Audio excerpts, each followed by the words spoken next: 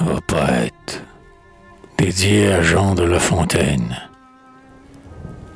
Quand la fauve a crié dans les foins et les seigles, fuyez, poètes ennuyés. Libres de tout souci, prenez le vol des aigles. Fuyez l'autre Babel, fuyez. Allez vous retremper dans quelque solitude, au bord du bois silencieux, où vous retrouverez la muse de l'étude, cherchant l'infini dans les cieux. Théocrite et Virgile ont soulevé la gerbe. S'ils chantaient la belle saison, c'étaient les cheveux au vent, les pieds cachés dans l'herbe, l'âme perdue à l'horizon. La Fontaine suivait la fable, sa compagne, les pieds dans les pleurs du matin, dans quelque coin touffu de l'agreste champagne, par les bois où fleurit le thym. Jean-Jacques étudiait, allant à l'aventure, à travers vallons et forêts. Si toujours dans son livre on sent bien la nature, c'est qu'il en chercha les secrets. Voltaire s'exilait pour vivre en solitaire. Chez lui le soc fut un honneur. Et Buffon inferné surprit le vieux Voltaire, portant la faux du moissonneur. Diderot travaillait pour la grande famille, à l'ombre fraîche des halliers. Boileau lui-même avait une charmille, des arbres et des espaliers.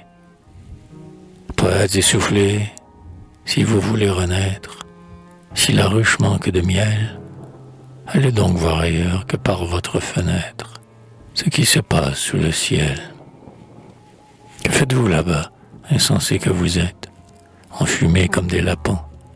Vous contemplez le monde en lisant les gazettes, les astres en passant les ponts. Vous cherchez, dites-vous, l'amour et la science.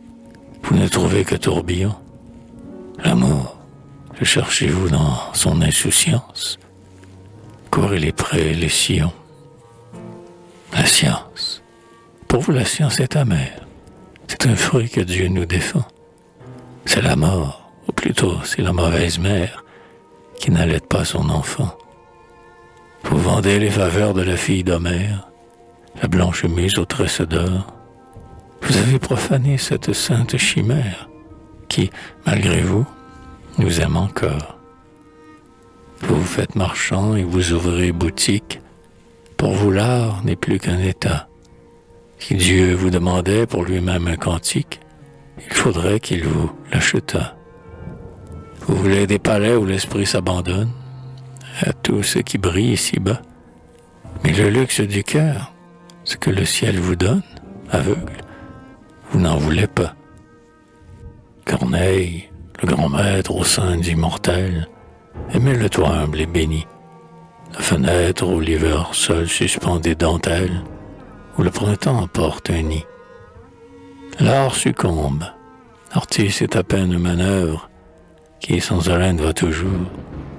La petite monnaie est l'âme de toute œuvre, qui se fait en ces tristes jours.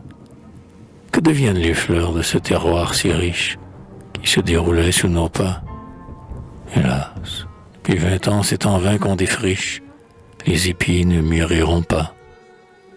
Fuyez ce vain renom qui se paye à la ligne, allez reposer votre esprit, au bord de quelque bois, au pied de quelque vigne, où Zeus, le grand poète, écrit.